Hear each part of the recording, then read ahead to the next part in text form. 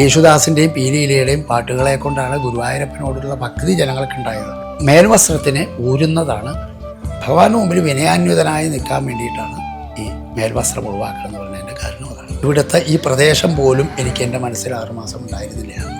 ബാക്കി എല്ലാ പൂജയ്ക്കും ഈ മേൽശാന്തി പൂജ കഴിക്കുമ്പോൾ ഒരുപാട് സഹായികളുണ്ടാവും. അത്താഴ പൂജയ്ക്ക് ഗുരുവായൂരപ്പനും മേൽശാന്തിയും മാത്രമേ ഉണ്ടാവുള്ളൂ.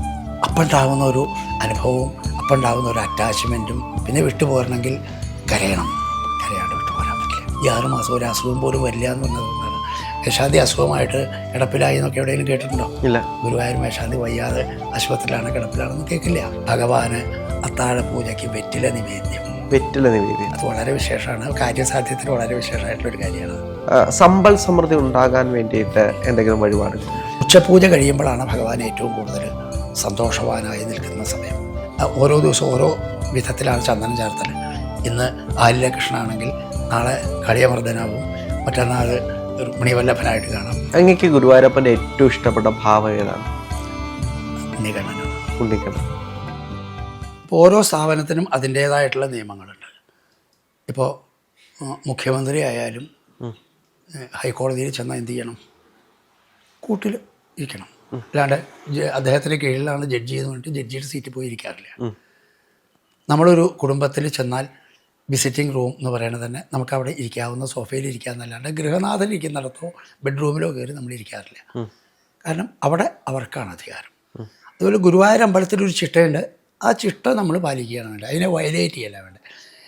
യേശുദാസിൻ്റെ പാട്ടാണ് എല്ലാ ദിവസവും അവിടെ ഗുരുവായൂർ വയ്ക്കുന്നത്.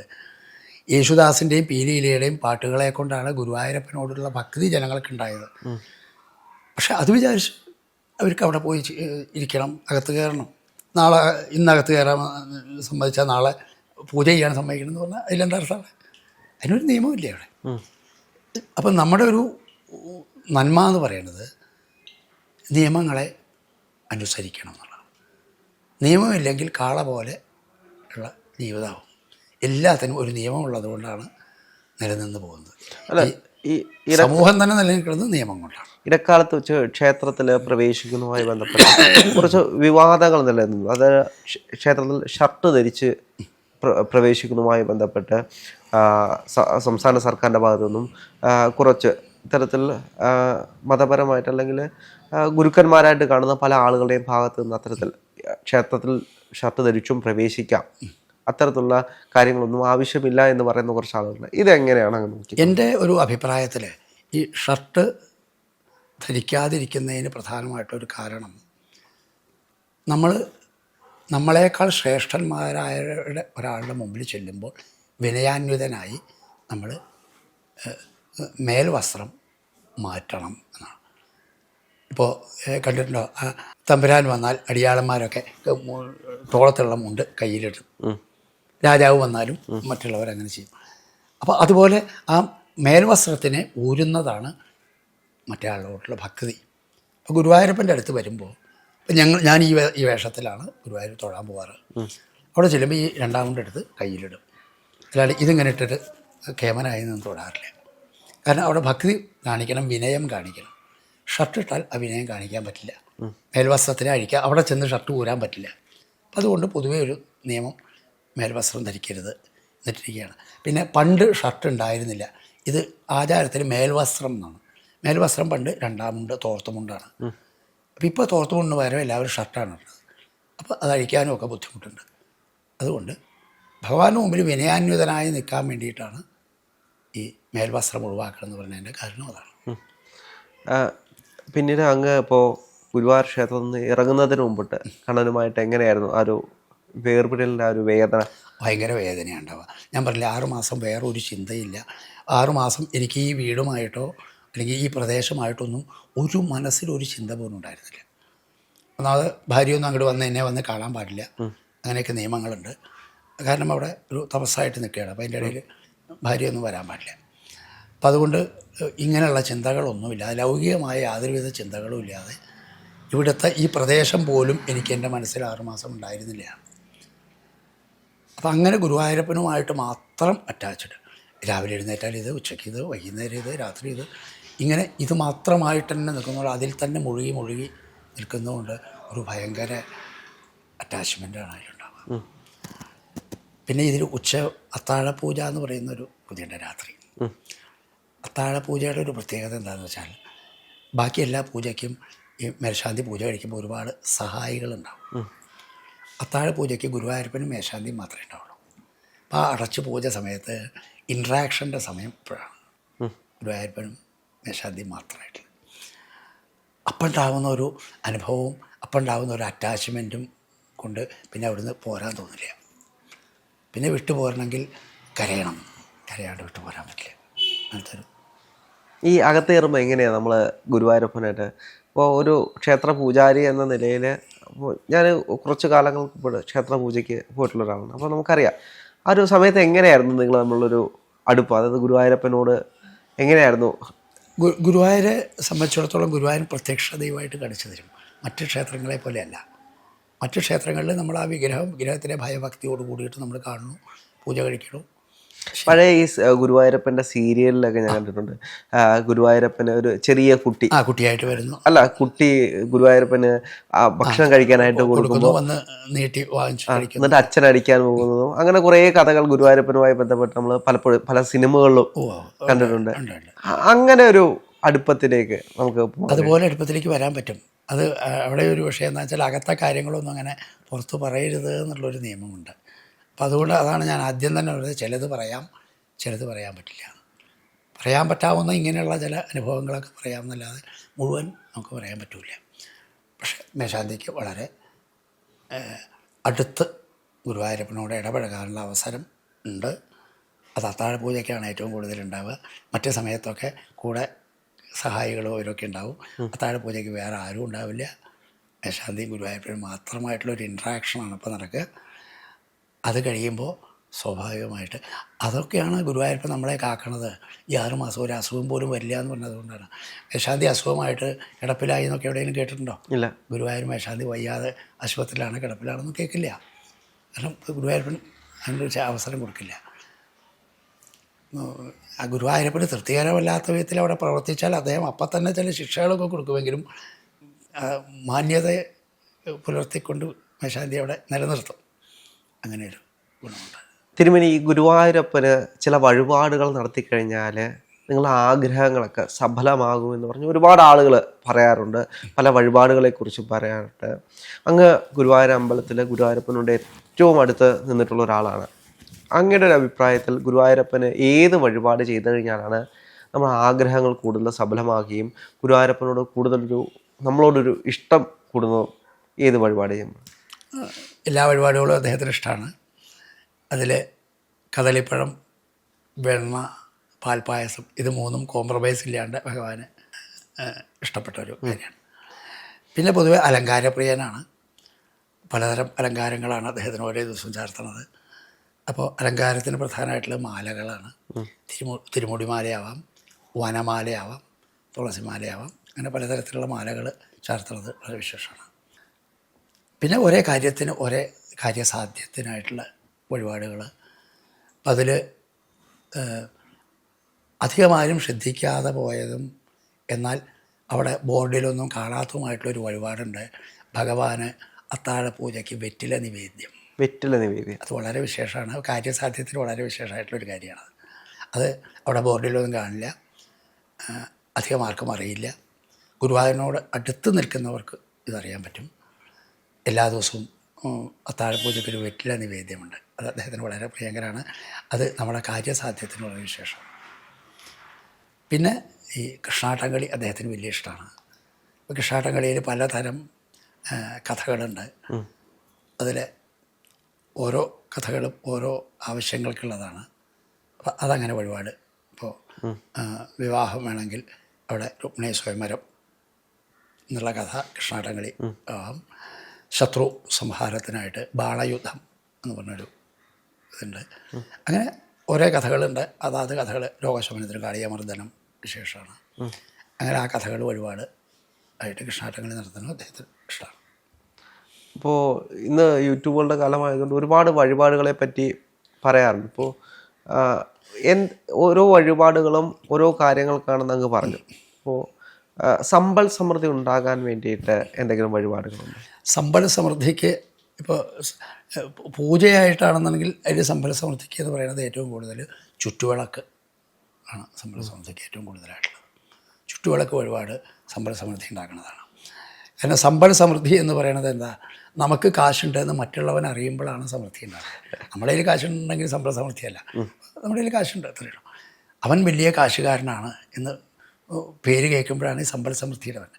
ചുറ്റുവിളക്കോടുകൂടി ആർഭാടമായി ജനങ്ങളെ കാഴ്ചയിൽ കണ്ടാൽ അകത്തൊന്നും ഇല്ലെങ്കിലും ഉണ്ടെന്ന് തോന്നിപ്പിക്കുന്നു. അതാണ് ആ ചുറ്റുവിളക്ക്. അപ്പോൾ ചുറ്റുവിളക്ക് കൊണ്ട് സമ്പൽ സമൃദ്ധിക്ക് വളരെ വിശേഷമായിട്ടൊരു വഴിപാടാണ്.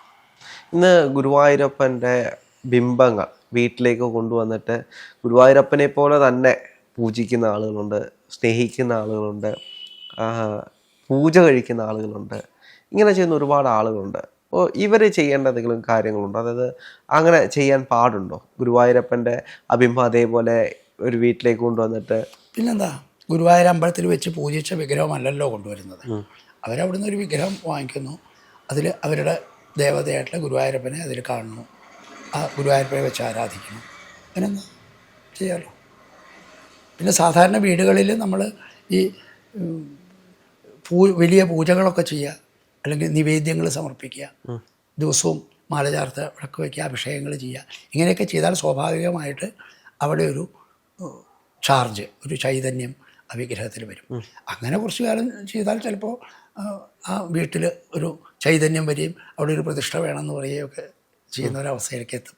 അതൊക്കെ അങ്ങനെ വന്നാൽ തുടർന്നുള്ള തലമുറക്കാരത് കൊണ്ടു നടന്നില്ലെങ്കിൽ ദോഷമായിട്ട് വരാം. പിന്നീട് ദോഷമോ അത് വരുമല്ലോ. ഇപ്പോൾ ഒരു തലമുറ പൂജിച്ചു വെച്ചപ്പോൾ ഞാൻ വെച്ചാരാച്ച് പൂജിക്കുന്ന ചില വിഗ്രഹങ്ങളുണ്ട്. അത് തുടർന്ന് എൻ്റെ അടുത്ത തലമുറ ചെയ്തില്ലെങ്കിൽ അവർക്ക് ദോഷമല്ലേ വരണേ. അപ്പോൾ അങ്ങനെ വരും. അപ്പം അതുകൊണ്ട് അങ്ങനെയുള്ള പൂജകളൊന്നും വേണ്ട, വിളക്ക് വെച്ച് ആരാധിക്കുന്നതുകൊണ്ട് യാതൊരു ദോഷമില്ല. അപ്പോൾ അങ്ങേക്ക് ഗുരുവായൂർ ക്ഷേത്രത്തിൽ അങ്ങേക്ക് പേഴ്സണലായിട്ട് ഗുരുവായൂരപ്പന് നൽകാൻ പറ്റിയ ഏറ്റവും ഇഷ്ടപ്പെട്ടൊരു വഴിപാട് ഏതായിരുന്നു? ഞാൻ വഴിപാട് നടത്തുകയാണെങ്കിൽ കളഭാഭിഷേകമാണ് ഏറ്റവും. കളഭച്ചാർത്ത്. അതെന്തുകൊണ്ടാണ്? കളഭച്ചാർത്ത് എന്ന് പറയുന്നത് ഈ രോഗശമനത്തിന് നല്ലതാണ്. പിന്നെ ഭഗവാൻ ഏറ്റവും ഇഷ്ടമുള്ള ഒരു വഴിപാടും കൂടിയാണ്. അതും കൂടിയും കണക്കാക്കിയിട്ടാണത്. ഭഗവാൻ ഏറ്റവും കൂടുതൽ ഇഷ്ടമുള്ളതാണ് ഈ കളഭച്ചാർത്ത്. എങ്ങനെയാണ് ഈ കളഭച്ചാർത്ത് ചെയ്യുന്നത്? അവിടുത്തെ ഒരു കളഭം സാധാരണ കളഭത്തിനൊക്കെ വ്യത്യാസമുണ്ട്. വളരെ അവിടുത്തെ ഒരു കളഭത്തിൻ്റെ പ്രത്യേകത എന്ന് പറയുന്നത് ഈ ഗോരോചനം, കസ്തൂരി, ഏറ്റവും വിശേഷമായിട്ടുള്ള കുങ്കുമപ്പൂവ്, ഇതെല്ലാം ചേർത്തുകൊണ്ടുള്ള ഒരു കളഭമാണ്. ആ കളഭം ഗുരുവായൂരപ്പൻ്റെ കളഭം വേറെ എവിടെയും കിട്ടില്ല. അതിൻ്റെ ഒരു മണം പ്രത്യേകതയാണ്. അത് അപ്പുറത്തെ മുറിയിൽ നിന്നാൽ ഇവിടെ അതിന് ഒരുപാട് ആളുകൾ വീട്ടിൽ കൊണ്ടുപോകുന്നുണ്ട്, സുഗന്ധം ഉണ്ടാവും. അത് വളരെ പ്രത്യേകതയായിട്ടുള്ളതാണ്. അതുകൊണ്ടാണ് ആ കളഭം കൊണ്ടാണ് അവിടെ ചാർത്തുന്നത്. അതിനൊരു മഞ്ഞ നിറമുണ്ടാവും. സാധാരണ കളഭത്തിലൊക്കെ വ്യത്യസ്തതയുണ്ട്. ആ കളഭം കൊണ്ടുള്ള ചാർത്ത് ഭഗവാന് വലിയ ഇഷ്ടമുള്ളതാണ്. മുഖമൊഴിച്ച് ബാക്കിയെല്ലാം അതുകൊണ്ടാണ് ചാർത്ത്. അത് ചൂടാണ്, ശരീരത്തിന് ചൂടാവാം, മുഖത്ത് ചൂടാവാൻ പറ്റില്ല. മുഖത്ത് കുളിർമ വേണം. അതിന് മുഖത്ത് ചന്ദനമാണ് ചാർത്ത്. മുഖം ചാർത്തും ചന്ദനവും, ബാക്കി മുഴുവൻ ഈ കളഭം. നല്ലൊരു വഴിപാടാണ്. നല്ലൊരു ആ കളഭം നമുക്ക് ഒരു ഔഷധവും കൂടിയാണ്.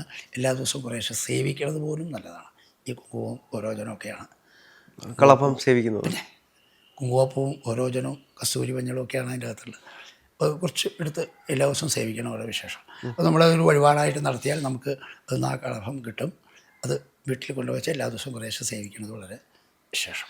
ഈ ഗുരുവായൂർ ക്ഷേത്രത്തിലേക്ക് ഭക്തജനങ്ങൾ വരുമ്പോൾ അവർക്ക് ഭഗവാനെ കാണാൻ പറ്റിയ നല്ലൊരു സമയമുണ്ട്. അതായത് ചില സമയങ്ങളിൽ ചെന്ന് കഴിഞ്ഞാൽ ഭഗവാനെ നന്നായി തൊഴുവാൻ കഴിയും. അല്ലെങ്കിൽ ഉച്ചപൂജ കഴിയുമ്പോഴാണ് ഭഗവാൻ ഏറ്റവും കൂടുതൽ സന്തോഷവാനായി നിൽക്കുന്ന സമയം. ഉച്ചപൂജ കണ്ടാണ് തൊഴേണ്ടത്. അപ്പോഴാണ് ഈ വേഷഭൂഷാദികളോട് കൂടിയിട്ടുള്ള ഗുരുവായൂരപ്പനെ കാണാൻ പറ്റുക. ഉച്ചപൂജയ്ക്ക് ശേഷം രാവിലെ ചെല്ലുമ്പോൾ ഒരു ഉണ്ണിക്കണ്ണൻ കോണം കൊടുത്ത് പട്ടുകോണമൊക്കെ കൊടുത്ത് നിൽക്കുന്ന ഒരു ഉണ്ണിക്കണ്ണനാണ്. അത് കഴിഞ്ഞാൽ പിന്നീട് ഒരു പട്ടുകൊടുത്തിട്ടുള്ള ഒരു ഗുരുവായൂരപ്പനെ കാണാം. ഉച്ചപൂജയ്ക്കാണ് വിശേഷമായിട്ടുള്ള. ഓരോ ദിവസവും ഓരോ വിധത്തിലാണ് ചന്ദനം ചാർത്തൽ. ഇന്ന് ആലില കൃഷ്ണനാണെങ്കിൽ നാളെ കളിയമർദ്ദനാവും, മറ്റന്നാൾ രുക്മിണീവല്ലഭനായിട്ട് കാണാം, വേറെ ദിവസം അത് ഊഞ്ഞാലാടി നിൽക്കുന്ന പോലെയാവാം, മറ്റു ദിവസം വസുദേവർ കൊട്ടയിൽ കൊണ്ടു നടക്കുന്ന ഉണ്ണിയായിട്ട് കാണാം. ഇങ്ങനെ വിവിധ തരത്തിൽ നമ്മൾ ചന്ദനം ചാർത്തുന്നത് ഈ ഉച്ചപൂജയ്ക്കാണ്. ഉച്ചപൂജയോടുകൂടി ആ ചന്ദനം ചാർത്തി അതോടുകൂടി തുടങ്ങും. പിന്നെ അതിനൊരു ഉച്ചപൂജ എത്ര മണി തൊട്ടാണ് തുടങ്ങുന്നത്? ഉച്ചപൂജ 11:20 തുടങ്ങും. അതൊരു 12:30 1 മണി വരെ ഉണ്ടാവും. ആ സമയത്താണ് പൂജകളിലെ ഏറ്റവും വിശേഷമായിട്ടുള്ള സപരിവാര പൂജ ചെയ്യുന്നതും ആ സമയത്താണ്. അപ്പോൾ ഗുരുവായൂർ ക്ഷേത്രം അടയ്ക്കാറില്ലേ? അടയ്ക്കും. 2 മണിക്ക് അടച്ചാൽ 4 മണിക്ക് തുറക്കുക എന്നുള്ളൊരു കണക്കുണ്ട്. ഇപ്പം അതിനൊക്കെ ചെറിയ സമയ വ്യത്യാസം വന്നിട്ടുണ്ട്. ഈ മണ്ഡലക്കാലമൊക്കെ ആയതുകൊണ്ട് 2:30 മുതൽ 4 മണി വരെ എന്നൊക്കെ ആക്കിയിട്ടുണ്ട്. പക്ഷെ അങ്ങനെ ഉച്ചയ്ക്ക് കുറച്ച് നേരം അടയ്ക്കും. രാത്രിയും വളരെ കുറച്ച് നേരമാണ്. കാരണം രാത്രി നട അടയ്ക്കണത് 10:30 മണി 11 മണിയാകുമ്പോൾ നട അടയ്ക്കുമെങ്കിലും ഗുരുവായൂരപ്പൻ മറ്റേ കൃഷ്ണാട്ടം കളിയൊക്കെ ഉണ്ട് തിരിച്ചു വരുന്ന 2:30 ആകുമ്പോഴേക്കും എത്തുമ്പോഴേക്കും മേശാന്തി തുറക്കും. അദ്ദേഹത്തിന് ഉറക്കമില്ല, മേശാന്തി പോലെ തന്നെയാണ്, അവിടെയും ഉറക്കമില്ല. ബാക്കി ദേവന്മാരെ വെച്ച് ഗുരുവായൂരപ്പന് സമയം വളരെ കുറവാണ് വിശ്രമിക്കാൻ. അതെ, ശ്രമിക്കാൻ. ആ ഒരു ചോലു കൃഷ്ണൻകുട്ടിയുടെ ഒരു ഗാനത്തിൽ അതുണ്ട്, ഓരോ സമയത്ത് ഓരോ അദ്ദേഹം ചെയ്യുന്ന ഡ്യൂട്ടികളെ കുറിച്ച്. അപ്പോൾ വിശ്രമില്ല. അതായത് 100 കാര്യങ്ങൾ നോക്കാറുണ്ട്, ഭക്തജനങ്ങളുടെ കാര്യങ്ങൾ. ഇതാണ് പ്രത്യേകത. ഗുരുവായൂർ വരുന്ന ഭക്തജനങ്ങളുടെ അടുത്തേക്ക് ചെന്ന് അവരെ പരിപാലിക്കേണ്ട ചുമതലയും കൂടി ഉണ്ട് ഗുരുവായൂരപ്പനുള്ളതുകൊണ്ട്. അകത്തിരുന്ന് രാജാവായിട്ടിരിക്കുകയല്ല, ഓടി നടക്കുകയാണ്. അങ്ങക്ക് ഗുരുവായൂരപ്പൻ്റെ ഏറ്റവും ഇഷ്ടപ്പെട്ട ഭാവം ഏതാണ്? ഉണ്ണിക്കണ്ണനാണ്. ഉണ്ണിക്കണ്ണൻ. ഞാൻ ഈ ചന്ദനം ചാർത്തുന്നു എന്നൊക്കെ പറയുമെങ്കിലും ഉണ്ണിക്കണ്ണനാണ് ഈ നമ്മളെ ഇങ്ങനെ കളിപ്പിക്കുകയും രസിപ്പിക്കുകയും ഒക്കെ ചെയ്യുന്ന ഒരു ഭാവം. നമുക്ക് ആ ഒരു ഭാവത്തിൽ ഉള്ള സമയത്താണ് നമുക്ക് കൂടുതൽ ആനന്ദകരമായിട്ട്. അതല്ല, എപ്പോഴും അമ്മയ്ക്ക് കുട്ടിയോടല്ലേ മോഹം തോന്നുന്നത്. അതെ, കുട്ടിയെ വലിയ മകനെക്കാട്ടിലും കൊച്ചുകുട്ടിയോടല്ലേ തോന്നുന്നത്. അപ്പോൾ കൊച്ചുകുട്ടിയായിരിക്കുമ്പോഴാണ് ഒരു അമ്മ എന്നുള്ള നിലയ്ക്ക് യശോദ എന്നുള്ള ഭാവത്തിൽ അവിടെ പ്രവർത്തിക്കുമ്പോൾ കുട്ടി എപ്പോഴും കുട്ടികളോടാണ് കൗതുകം. ആ കൗതുകം തന്നെയാണ് ഗുരുവായൂരപ്പനോട്. ഞാൻ ആ ഒരു കൗതുകത്തിലാണ് ഗുരുവായൂരപ്പനെ കാണുന്നത്. വലിയ ദേവതയായിട്ടല്ല, ഒരു കുട്ടിയായിട്ടാണ്, സ്വന്തം മകനായി. അത്രയേ ഉള്ളൂ. ഞാനവിടെ 6 മാസം മകനെ പോലെ നോക്കിയതിന് വീണ്ടും അതേപോലെ തന്നെ ഇപ്പോഴും നോക്കിക്കൊണ്ടിരിക്കുന്നു. അതിനൊന്നും ഒരു മാറ്റവുമില്ല. ഗുരുവായൂരപ്പനും എൻ്റെ കൂടെ ഉണ്ട്. ഞാനും ഇപ്പോഴും ഞാൻ അവിടെ നിന്ന് 2007-08 എൻ്റെ മനഃശാന്തി സ്ഥാനം ഉണ്ടായി. ഇപ്പോൾ 17-18 കൊല്ലം ആയി. ഇപ്പോഴും ഗുരുവായൂരപ്പൻ്റെ മുൻ മേശാന്തികളിലേക്ക് പലയിടത്തും പോയിക്കൊണ്ടിരിക്കണു ഞാൻ. അപ്പോൾ ഞാനിപ്പോഴും അങ്ങനെ ഇപ്പോഴും ഗുരുവായൂരപ്പനെ മേശാന്തിയായിട്ട് കൊണ്ടു നടത്തുന്നുണ്ട്. വർഷം 18 ഗുരുവായൂരപ്പൻ ഇപ്പോഴും എന്തെങ്കിലും പരീക്ഷിക്കാറുണ്ടോ? ഇപ്പോൾ പരീക്ഷിക്കലല്ല, ഇപ്പോൾ കാര്യങ്ങളൊക്കെ നടത്തി തരുന്നുണ്ട്. ഇപ്പോൾ പരീക്ഷണമൊന്നുമില്ല. പരീക്ഷിക്കാൻ ഉള്ള ഇതൊക്കെ കഴിഞ്ഞു, ആ സ്റ്റേജ് കഴിഞ്ഞു പോകുന്നു. അതൊക്കെ ഈ ഭക്തി അങ്ങനെ എത്തുന്നത് വരെയാണ് ഈ പരീക്ഷണങ്ങളൊക്കെ ഉണ്ടാകും. നമ്മളുടെ കഴിവുകളെ അളക്കുന്ന സമയത്താണ് ഈ പരീക്ഷണമൊക്കെ. ആ സ്റ്റേജൊക്കെ കഴിഞ്ഞ് പോന്നു. അപ്പോൾ ഇപ്പോൾ പരീക്ഷണങ്ങളൊന്നുമില്ല. ഇപ്പോൾ നമ്മൾ എന്ത് പറഞ്ഞാലും അദ്ദേഹം നടത്തി തരുന്നുണ്ട്. അങ്ങനെ നമുക്ക് അത്ഭുതപരമായിട്ട് എന്തെങ്കിലും നടത്തി തന്ന? ഇപ്പോഴും എൻ്റെ എല്ലാ കാര്യങ്ങളും എന്നെ ആവശ്യപ്പെടുന്നതൊക്കെ അദ്ദേഹം നടത്തി തരുന്നുണ്ട്. അങ്ങനത്തെ ആവശ്യപ്പെടുള്ളൂ. എനിക്ക് ഒരു അത്ഭുതം പോലെ തോന്നിയ ഒരു വിഷയം പറയാം. എത്രയോ കാര്യങ്ങൾ അത് ഇറങ്ങിയതിന് ശേഷം ഓർത്തു വയ്ക്കാൻ കഴിയും, ധാരാളമുണ്ട്. ഞാൻ ഗുരുവായൂരന്നെ ഒരു അത്ഭുതം പറയാം. ഞാൻ ഒരു തമിഴ്നാട്ടിലെ പ്രശസ്തനായിട്ടുള്ള ഒരു ബിസിനസ് ശൃംഖല, ആ പേരൊക്കെ പറഞ്ഞാൽ നിങ്ങൾക്ക് മനസ്സിലാവും, പക്ഷേ ഞാൻ പറയുന്നില്ല. അവരുടെ അവിടെ ഞാൻ പൂജയ്ക്ക് പോയിരുന്നു. പൂജയ്ക്ക് പോയിട്ട് പൂജ കഴിഞ്ഞപ്പോൾ അവരുമായിട്ടൊരു അടുപ്പമുണ്ട്. അപ്പോൾ ഒരു ദിവസം ഇവിടെ ഇരിക്കുമ്പോൾ അവിടുന്ന് എന്നെ ഫോൺ വിളിച്ച് പറയുകയാണ്, തിരുമേനി ഞാൻ മറ്റന്നാൾ ഞാൻ ഗുരുവായൂർക്ക് തൊഴാൻ വരുന്നുണ്ട്, അപ്പോൾ എന്നെ ഒന്ന് തൊഴിയിക്കണം. അപ്പോൾ അവർ വലിയ ശൃംഖലയാണ്. അവർക്ക് മന്ത്രിസഭയിൽ വരെ വിളിച്ച് പറഞ്ഞ് വേണമെങ്കിൽ തൊഴാനുള്ള സൗകര്യങ്ങളൊക്കെ ഉണ്ട്. അത്രയും വലിയ പാർട്ടികളാണ്. എൻ്റെ ഒന്നും ആവശ്യമില്ല, എങ്കിലും ഈ ഒരു അടുപ്പമുണ്ട് എന്നുള്ളത് കൊണ്ട് അപ്പോൾ ഞാൻ തീർച്ചയായിട്ടും ഞാൻ വരാം. എപ്പോഴാണ് വരണതെന്ന് ചോദിച്ചു. 17-ാം തീയതിയാണെന്ന് പറഞ്ഞു. അപ്പോൾ ഞാൻ പറഞ്ഞു, ഞാനിവിടുന്ന് ആരെങ്കിലും വിളിച്ച് പറഞ്ഞ് തൊഴിയിക്കുകയല്ല വേണ്ടത്, ഞാൻ തന്നെ ചെന്ന് അവരെ തൊഴിയിക്കാം എന്ന് വിചാരിച്ചു.